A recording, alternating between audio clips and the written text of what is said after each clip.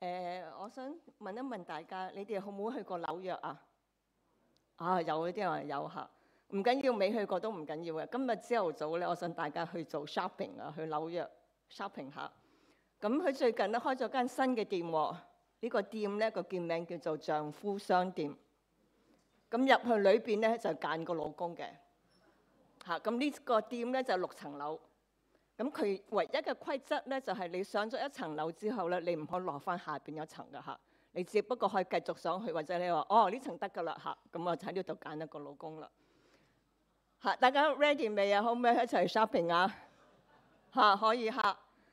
咁呢個太太咧，呢個女士咧就入到去第1層樓。第1層樓寫住就係呢度嘅男人咧都有工做嘅。咁你諗下，唔錯喎。大家信唔信上第2層睇下有啲咩嘢？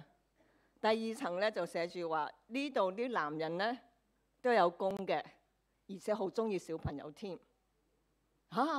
OK。上第3層啦嚇。第3層就話呢度嘅男人都有工啦，中意細路仔啦，而且咧長得非常之英俊。哇！越嚟越好喎。大家繼續上去，但係呢層樓就停低啦。繼續上係嘛嚇？咁佢繼續上第4層樓啦。第4層樓寫住咧就個牌寫住話呢1層樓嘅男人咧有工啦，有仔有中意細路仔啦。英俊到咧使到人哋魂魂顛倒，而且咧仲可以幫手做家務嘅。咁話哇！我嘅天啊！哇，受唔住啦！繼唔繼續上去啊？第5層樓咯喎。你記得上咗嗰層之後，你唔可以落翻去㗎嚇。咁你大家上去第5層樓。咁第5層樓咧就話呢度嘅男人咧有工做啦，中意細路仔啦，好英俊瀟灑，幫你做家務，而且係仲好浪漫嘅。哇！大家聽到就好興奮係嘛？想唔想上多1層啊？去到第6層樓啦，上邊寫住話：恭喜你，你今日係第3100萬零1個人嚟到呢一層嘅訪客，呢度係冇男人嘅。唯一證明嘅地方就係女人係唔可以完全被取悅嘅，即係女人成日都好多要求，即係永遠都唔可以 satisfy 咁樣。呢個故仔好唔好笑啊？好笑嚇！咁其實呢個故仔想同我哋講就係話一個道理，無論係老公又好，太太又好啦，或者朋友啦，或者我哋嘅仔女都好，係唔會有十全十美嘅。神唔係要我哋做一個完美嘅人，而係我哋成為一個具有品格虔誠嘅人嚇。咁頭先阿威傳道都同我哋讀到箴言嘅31章啦。咁箴言書講到好多智慧嘅言語，而31章就係最後一章嘅經文。咁佢呢度講到好多嘅教導我哋好多嘅嘢，教導我哋點樣去活出人生，譬如喺人生各方面嘅，譬如工作啊、理財啊、規劃未來家庭關係、朋友關係、休閒娛樂咁等等等等嘅嘢。其實箴言講我哋嘅講法就係點樣讓我哋先可以成為人生嘅贏家。大家覺得點樣嘅人先至係人生嘅贏家？會唔會覺得係名校畢業啊，或者係喺公司裏邊做得好高級，事業有成，婚姻美滿，子女好優秀，財富自由，提早退休，哇！環遊世界。咁另外，我哋想唔想我哋嘅仔女都成為人生嘅贏家？咁今日我哋所睇段經文喺箴言嘅31章裏邊咧，咁其實佢講到係一個賢能美德嘅一個婦女。咁其實作為箴言最後一章咧，呢一段嘅經文亦都可以講到係其實綜合咗箴言嘅其他嘅教導，就係講到總結出一句説話，就係點樣嘅人生先至可以成為人生嘅贏家。咁今日我哋坐喺呢度，即係唔同年紀段啦。咁其實我哋喺唔同嘅年紀段裏邊都可以藉着呢個經文嚟到鼓勵我哋去用呢個目標嚟做努力嚇。咁今日朝頭早我哋透過箴言嘅31篇，即係講到呢個才德嘅婦女，但其實我想另外一個角度睇，就係點樣去幫我哋嘅小朋友，我哋嘅下一代可以成為人生嘅贏家。咁我哋頭先讀嘅經文咧，就係主要係講到主要係同和合本出嚟讀嘅。咁我今日講到嘅時候，咁其實我會用另外一個翻譯本叫做新普及譯本。咁佢就有唔同嘅翻譯出嚟，咁但係大家睇嗰時其實都係一樣嘅嘢嚇。咁呢段經文我哋睇翻前邊少少，係箴言31章第10節呢度講到邊一個可以揾到賢惠能幹嘅妻子咧？即係意思就係話到邊個咁 lucky 咁幸運啊，咁有福氣，可揾到一個咁賢妻良母嘅妻子。咁其實一個賢惠能幹嘅妻子比咩都更加重要。佢就話比紅寶石更加嘅珍貴，比最珍貴嘅珠寶係更加嘅珍貴。咁有人諗到揾對象嘅條件咧，可能係需要好外表係好英俊或者好靚，或者經濟條件國語有句説話叫做白富美高稅富，係咪呀？咪高富帥啊！但係箴言係一個智慧，俾人一個智慧，一個人生嘅品性更加重要，更加珍貴。咁我哋喺教育我哋下一代嘅子女嗰陣時候，其實點樣幫佢哋成為即係人生嘅贏家咧？咁頭先講到頭先我讀箴言31章嗰時候，我哋讀到第26節嗰度講到，佢話到當呢個婦人説話嘅時候，係言語帶着智慧。佢嘅教導係充滿慈愛嘅。咁其實我哋所講對細路仔所講嘅説話咧，其實係好影響佢哋身份嘅認同，去塑造佢哋嘅身份認同。咁我哋諗一諗喎，當我哋朝頭早我哋最親近嘅人嘅時候，無論係我哋嘅配偶又好，或者小朋友都好，當我哋第一句説話同我哋講嘅啲咩嘢？譬如佢哋朝頭早起身嘅時候，第一句説話係啲咩嘢？大家邊個細路仔仲返緊學㗎？起身啦，遲到啦，快啲食早餐啦！咁佢哋放學返屋企，我哋第一句説話又問佢做咩？問佢啲咩嘢？今日功課考試考成點啊？攞咗 report card 返嚟未啊？咁樣嚇。咁下邊咧，我會俾大家睇一個短片。呢個短片咧係訪問咗好多唔同嘅小朋友。佢問個小朋友就係：你屋企裏邊成日聽到爸爸媽媽同你講啲咩嘢？好唔該，可以。How are you? Good. How are you? Good. I'm so glad to see you. At your house, what do you hear your mom and dad saying most often? Get off the couch. Come over and do the dishwasher. Oh, go clean your room. Oh, hurry up, hurry up. You need to do your laundry. I'm not warning you again. Be quiet. Why? Because we're really loud. Who took this? Who ate that? Why'd you do this? Why'd you do that? You're being distracting. Yeah. Like, I need you to turn it down. Clean your room, do your chores. My dad says no. That's like all I hear. Okay. And My what's your mom says like, hurry up. What have you done productive today? To unload the dishwasher, to clean the table, to wash the dishes. Remember to bring your lacrosse stuff to lacrosse practice. Clean up your desk. How did you not find that? It was right there. 最後嗰個小朋友講到好似個爸爸媽媽講嘅説話咁樣，係嘛？咁其實我哋每一個小朋友每一日喺生活嘅環境裏邊，有好多唔同嘅聲音係轟炸住佢哋嘅。無論係社交媒體又好，或者係同年紀嘅人嘅説話，或者世界嘅價值觀，都好多嘅聲音轟炸佢哋。咁我哋做爸爸媽媽嘅，其實係需要講一啲祝福嘅説話，講有智慧嘅説話，將神嘅話語係由佢哋細個開始就傳落去俾佢哋咁樣。咁我記得係1992年暑假嘅時候咧，我去咗美國德州 Dallas 呢個地方係住咗1個月嘅。咁我就好自然就去到嗰個地方就揾華人教會參加。咁去咗一間中國人嘅教會。咁我星期日其實我都係第一次去呢個星期日嘅崇拜。咁喺崇拜裏邊咧，就啱啱好特別嗰日咧，就有青少年喺度獻唱㗎。咁我企喺度，即係我坐喺度，跟見到台上邊10幾20個青少年唱歌，唱得好優美，好開心。即係見到佢哋唱歌真係唱得好好。咁佢哋唱完歌之後咧，咁嗰個牧師就為呢啲青少年喺度祈禱，因為佢哋之後星期日咧，佢哋就會坐教會嘅巴士出去一個地方去做夏令會咁上下啦。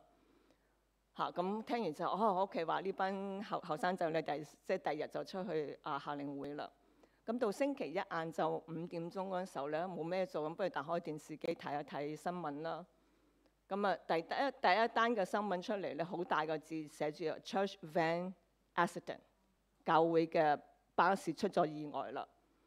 我心諗，哇，唔係我琴日去嗰間教會係嘛？點不知就真係我去嗰間教會。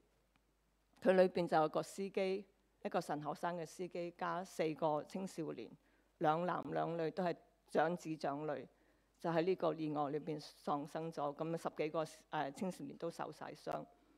咁聽完之後好唔舒服啊，真係好唔開心。咁星期5到啦，咁即係我上網睇到係星期5有個追思禮拜。咁雖然我唔識呢啲青少年，唔識呢個教會啲人，但係入到去教會坐低，未坐低，淨係向住前邊睇嗰陣時候，見到5張相喺度啦，個心即刻好噏啊，即刻喊，眼淚就流咗出嚟啦。咁我記得仲好記得一個爸爸嘅分享，佢個仔喺嗰日個 accident 就走咗。個爸爸講話：我星期日喺東南亞出差翻到屋企夜晚已經好晏嘅時間。咁經過我仔間房嘅時候咧，佢冇閂到門，一見到佢地下周圍都垃圾，衫啊好多好亂七八糟。於是佢就開口即係教訓佢個仔啦。點解你唔執好啲嘢？執好即係喺度嘈嚟嘈去。咁個爸越講越嬲，個仔又覺得個爸冇搞錯，啱啱翻嚟又度鬧我咁樣，不歡而散。跟住個爸去咗瞓覺。到第二日朝頭早個仔起身去教會嗰陣時候，個爸仲瞓緊覺，仲冇起到身。咁我爸講過佢覺得佢非常之遺憾，好後悔同佢個仔最後嘅互動喺度鬧緊個仔。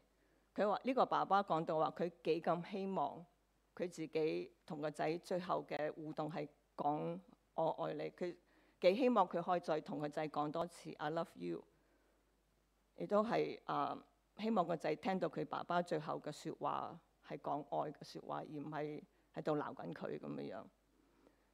所以呢個經歷對我嚟講係一個好大嘅提醒，都諗到就係當我自己，我嗰時未結婚，未有細路仔，但係當我自己結咗婚有細路仔嘅時候，呢個爸爸嘅説話成日都係提醒住自己，即係我哋永遠唔會知道下一秒鐘我哋嘅細路仔會發生咩事。我哋可以冇遺憾嘅，因為我哋每一日都係講到祝福嘅説話，每一日都係講到即係愛仔女嘅説話。咁所以我哋做爸爸媽媽嘅，即係唔好低估我哋講説話嘅力量嚇。我哋嘅言語係需要帶住有智慧嘅，我哋可以講出嘅係祝福嘅話，而唔係去咒詛。講出嘅係我哋屬於神子女嘅身份，而唔係覺得佢哋好自卑嘅嚇。講出神嘅應許，而唔係恐懼。咁我記得我嚟咗，我好細個，我10幾歲嗰時移民嚟美國，咁就去咗美國紐約 Chinatown 嗰間教會聚會。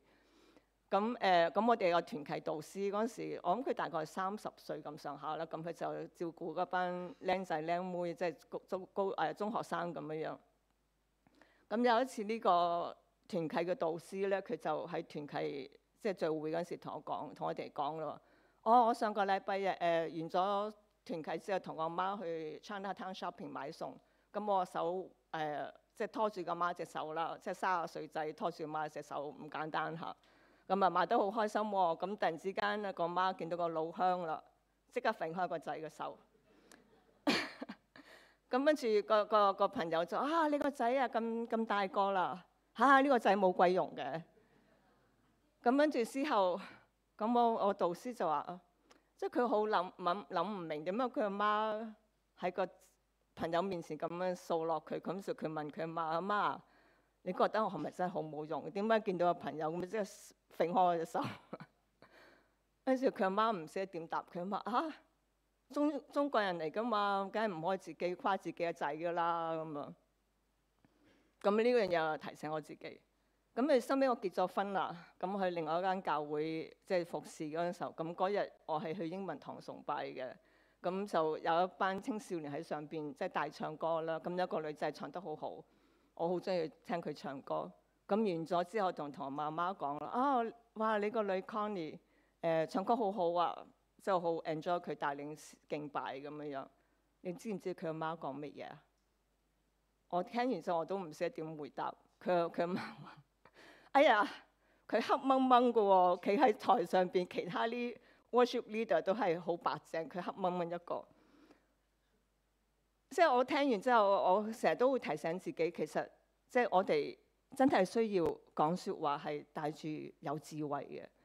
即係我諗覺得，如果呢個 Connie 聽到佢媽媽講佢話黑掹掹，即係即係我唔知個女會有咩感覺。咁箴言即係31章26節講到就係即係我哋係需要有呢個教導係充滿住慈愛，我哋講嘅説話係充滿慈愛嘅嚇。咁第二段咧，我想睇一睇就係28節到29節。咁呢度個主題就講到係樹立一個敬虔嘅榜樣。咁佢呢段嘅經文就講到，佢話他的兒女站起來感激他，他的丈夫也稱讚他。世上賢慧能幹嘅女子好多，唯有你係超群出眾。我覺得即係我相信係箴言31章講到呢個才德嘅呢個女子咧，喺屋企裏邊係樹立咗一個敬虔嘅榜樣嘅，以致佢嘅屋企人可以係稱讚佢。咁當佢係俾人稱讚嘅時，我覺得呢個就係一個人生嘅贏家啦嚇。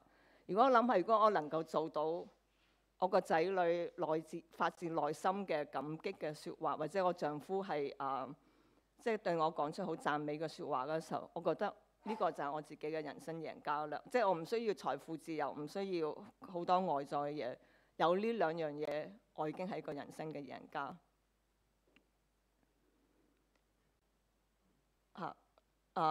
或者好似講到話，耶穌講到另外一個説話，就係話如果我哋賺得全世界，但係賠上咗自己嘅靈魂，有咩益處呢？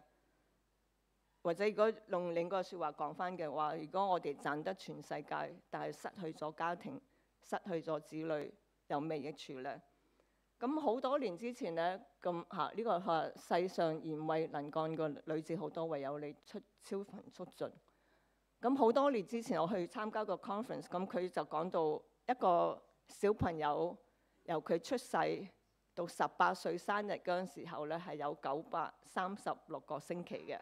咁佢就用呢個 marble jar， 即係放咗波子嘅一個樽嚟同佢代表。咁大家睇到呢個樽即係滿晒嘅咧，就係呢個 BB 仔由出世到18歲嗰陣時，佢有936個星期喺屋企裏邊長大。但係當呢個小朋友去到5歲嗰陣時候，佢剩翻落嚟咧就係676個豬仔。去到11歲嗰陣時候，小學畢業啦，咁就係剩翻364個。到18歲嗰陣時候，一粒豬仔都冇晒。即係其實小朋友過得好，時間過得好快。咁我哋可以諗一諗啦，邊個屋企裏邊有8歲嘅小朋友㗎？我隨便教。10歲有冇10歲嘅小朋友？10幾歲嘅小朋友10幾歲 OK。我講一個年紀，譬如13歲個小朋友咁講啦嚇。即係你諗下，你係有即係1年嘅時間，365日嘅時間，你對佢認識你呢個13歲嘅仔或者女咁樣樣。咁過咗13歲之後咧，即係你冇辦法翻轉頭去認識你13歲個仔女嗰段時間，所以每一個禮拜都好重要，每一個禮拜都好重要。咁平時我哋喺屋企裏邊做最多嘅係啲咩嘢啊？我哋點樣樣可以樹立榜樣咧？我哋嘅細路仔係咪睇到我哋即係讀聖經啊、祈禱啊，定係睇到我哋玩手機？喺屋企裏邊樹立榜樣好緊要。咁啊講另外一個故仔咯喎，咁我就係頭先講到即係敬拜團佢唱歌好嗰個女仔。咁佢另外一個敬拜團嘅一個弟兄啊，咁佢有一次佢分享，佢嗰時讀緊大學，但係好似唔係咁如意咁樣，即係遇到好多問題，即係唔知選咩科。咁啊，佢就住喺屋企裏邊嘅。咁佢每一晚瞓覺嗰陣時都覺得個枕頭好似有啲講唔出嚟啲咩味喎，即係香香地又好似好隱隱約約嘅香味，唔知點樣嚟㗎。佢都覺得好奇怪，但係佢就冇乜點理啦。咁有一日咧，佢就早咗放學，咁佢翻屋企，咁媽就喺屋企裏邊。佢行到佢個房門口嗰陣時候，佢突然間見到佢媽媽係跪咗喺度，跟住隻手就摸啲嘅油，放喺佢個枕頭嗰度，一路摸一路喺度祈禱。咁喺嗰個 moment 裏邊，佢突然間知道，原來嗰啲香氣咧就係佢媽媽為佢祈禱嘅時候摸嘅嗰啲油。佢好受感動，即係佢覺得佢媽媽係即係為咗個仔跪咗喺度幫佢個仔嚟到祈禱。呢個廿歲嘅青少年一路講到呢個地方嘅時候，佢突然間喊咗出嚟，即係佢都好多謝佢媽媽咁樣嚟到幫佢祈禱。所以頭先我哋即係之前睇到嗰個 video 就講到細路仔喺屋企裏邊成日聽到爸爸媽媽講啲咩嘢，又或者我哋可以諗下我哋朝頭早起身嗰陣時候同我哋仔女講嘅説話係啲咩？其實諗一諗，我哋唔需要咁急㗎，因為唔係一個比賽嚟㗎。即係我哋每日可以好 enjoy 我哋每一個時光。咁我哋睇第二個 video 啦。咁第二個 video 咧就係講到我哋呢一班嘅小朋友最欣賞、最中意爸爸媽媽同佢哋講啲咩嘢。What's the very favorite thing your mom and dad have said to you? That they're proud of me. Yeah. They said you're gonna do great things one day. I love when my mom and dad say I'm awesome and cool and they love me. I like to hear good job, well done, congratulations, stuff like that. Yeah. I think it's I love you. Really? I really like that. My mom says I'm special sometimes. Yeah. And my dad says I'm a really hard worker. Well, that must make you feel very valuable. It does. She says I'm beautiful, smart, pretty, and stuff. Yeah. Makes me feel nice and makes me feel more confident and positive. My mom always tells me that I'm the most determined, so that's always stuck with me. If I have a project, I just remember I'm the most determined one. If I actually want to get this done, I can do it. My dad tells me very frequently, and my mom tells me this a lot too, I'm glad you are my son. Mm-hmm. I just love that. 最後嗰句説話都好靚，我覺得 I'm glad you're my son。我哋諗一諗，我哋轉一個話，即係轉一轉就係我哋聽日，我哋一陣見到我哋細路仔嗰陣時候，真係講讚美嘅説話，喺屋企裏邊識樹立一個榜樣，一個屬靈嘅榜樣。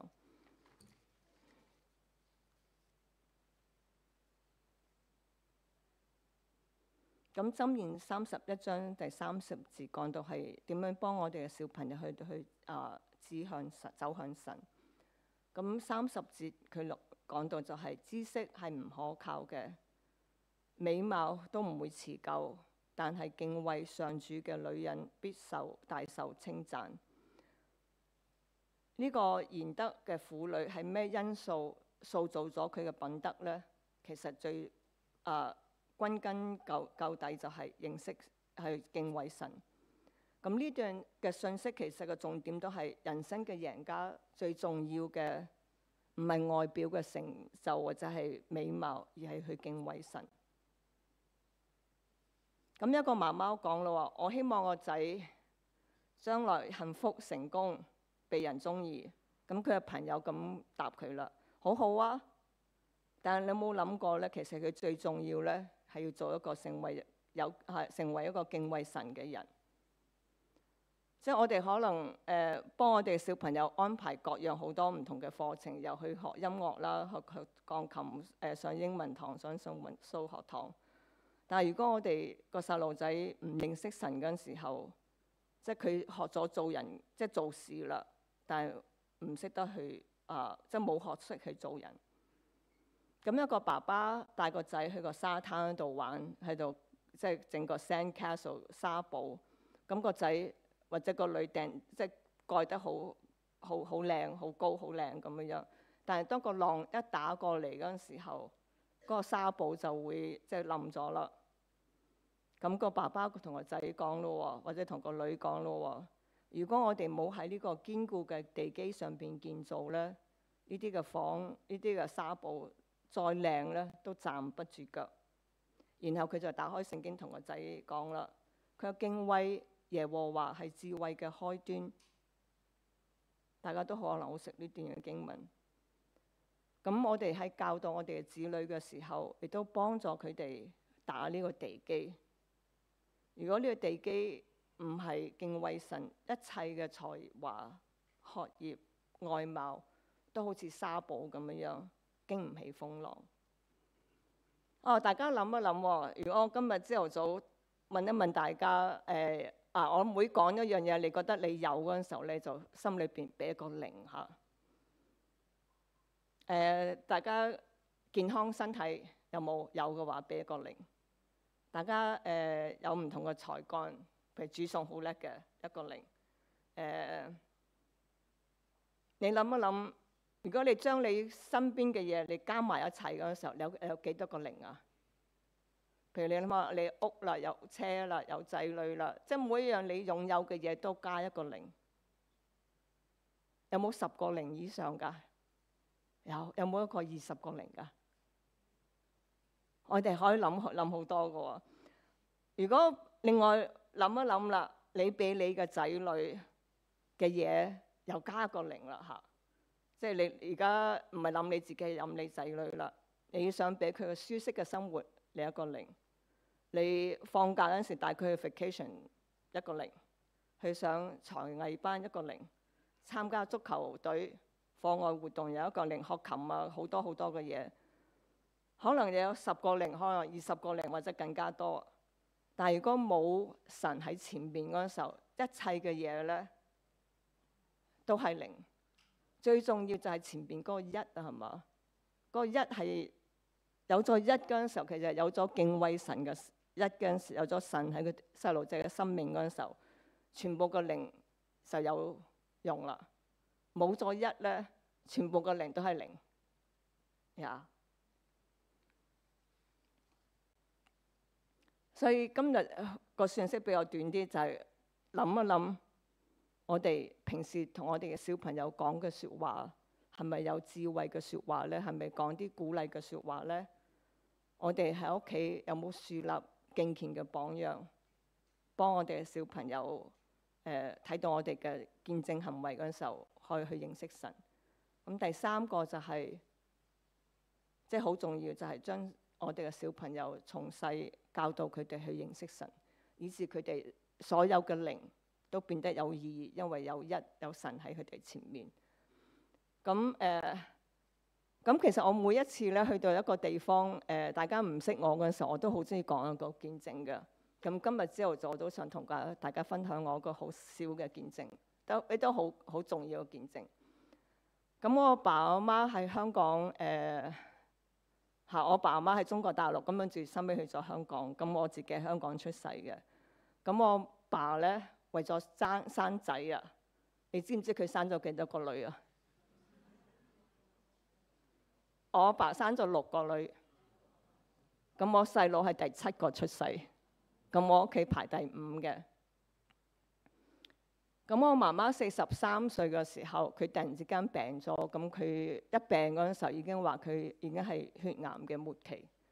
咁佢病咗即係幾個月2-3個月。我問翻我啲家姐，因為細嗰陣時我好細個，問翻我啲家姐大概媽媽病咗幾耐？佢話3-4個月咁上下啦。咁所以到我差唔多11歲嗰陣時候，我媽媽就過身走咗啦。咁好多年之後，當我仔11歲，我個女9歲嘅時候咧，咁有一日我唔舒服，即係去睇醫生，咁醫生又係個晴天霹靂嘅消息同我講話，唔好意思啊，你患咗胃癌。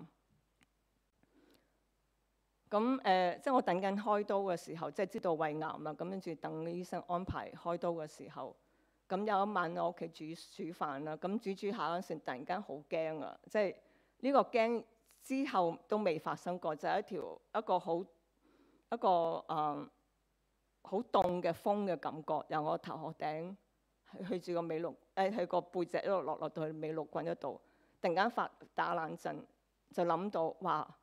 我媽媽走嗰陣時，我11歲喎，而家我仔11歲，我個女9歲，我會唔會好似我媽媽咁樣？咁跟住收尾我就話我煮餸停一停先，我就即刻去我個台嗰度，我打開聖經，我神啊，你俾咗句説話俾我知道我可以即係大步即係可以過到呢一關咁樣。神就好奇妙，俾咗一句説話俾我，唔單止係即係一個確據，同埋都係醫治咗我好心靈裏邊好多年嘅一個創傷。佢俾個咩説話我咧？就係詩篇128篇第6節，佢話願你看見你兒女嘅兒女，係咪好寶貴啊？因為即係聖經裏邊好多句説話可以話你嘅信，你嘅病不至於死，或者神已經醫治你，神會醫治你。但係神俾我一個説話就係願你見到你子女嘅你兒女嘅兒女，因為我覺得我媽媽喺我咁細個走咗之後，其實對我嚟講係一個好大嘅遺憾，因為我覺得我媽媽未見到佢啲細佬長大，未見到我結婚，未享過福就走咗啦。但係當神俾我呢句説話嗰陣時候，我記得有一次好得意嘅，我同一個姊妹分享，佢都係啱啱信主，咁我就同佢講我自己嘅見證，一路講嗰陣時候，突然間感覺到神已經醫好咗我內心裏邊嗰個遺憾，即係我唔需要但係覺得我媽媽冇見到我哋長大就走咗呢個遺憾。咁神都即係應允就係我會見到我仔女長大，見到佢哋即係成家立業，有即係我可以抱孫啦嚇。即係呢個覺得就係神就係咁真實。當我哋相信神嗰陣時候，我相信大家坐喺呢度，如果我哋有一個見證會嘅時候，大家可能都係分享好多好多神喺我哋嘅生命裏邊大大小小嘅神蹟奇事。神就係咁信實嘅。如果我哋將呢啲嘅信實嘅，即係呢啲神蹟奇事，神喺我哋生命裏邊嘅經歷，同我哋下一代分享，即係話我坐到有成百幾200人，百幾人係嘛？如果每一個人都講一個神嘅經歷，同啲小朋友、同啲下一代分享嗰陣時候，即係覺得係對佢哋信心係更加嘅上一步。即係覺得呢個信仰唔係淨係我爸阿媽，原來教會嘅 uncle auntie 都有呢啲經歷嘅喎，都可以幫到佢哋即係成為人生嘅贏家。就係將神放喺首位，以至佢哋後邊啲靈咧都係嚇。呢度係幾多錢啊？100萬嚇，100萬嚇。如果冇靈嗰陣時候都係靈啊嚇。有咗神咧，淨係1000萬我都唔記得啦，幾多係咩嘢？1000萬嚇，大家1000萬。即係呢個唔係話幾多錢，而係即係人成為人生嘅贏家，最重要嘅就係教導我哋嘅小朋友從小去認識神，去敬畏神。我哋做一個祈禱啊！親愛天父，感謝你，因為你係我哋嘅神。喺我哋未認識你嗰陣時候，你已經係愛我哋。你愛我哋嘅仔女，甚至係多過我哋愛我哋嘅仔女。求神你藉住箴言31章裏邊去彼此嘅嚟到去鼓勵提醒我哋，喺屋企裏邊係講智慧嘅説話，可以係建立敬虔嘅榜樣。同埋教導我哋嘅小朋友從細就去對敬畏神，讓神你嘅祝福臨到我哋每一個人家庭裏邊。我哋咁祈禱，奉耶穌名祈求，阿門。我帶咗個少少嘅禮物送俾大家嚇，咁呢個咧就係箴言嘅31章28節一段嘅經文，就係我哋嘅細路仔會起身叫我哋係有祝福。英文係 Her children arise and call her blessed。咁我放咗啲呢個係個鎖匙扣嚟嘅。咁一陣做媽媽嘅，我哋私事後會派俾你哋一個禮物，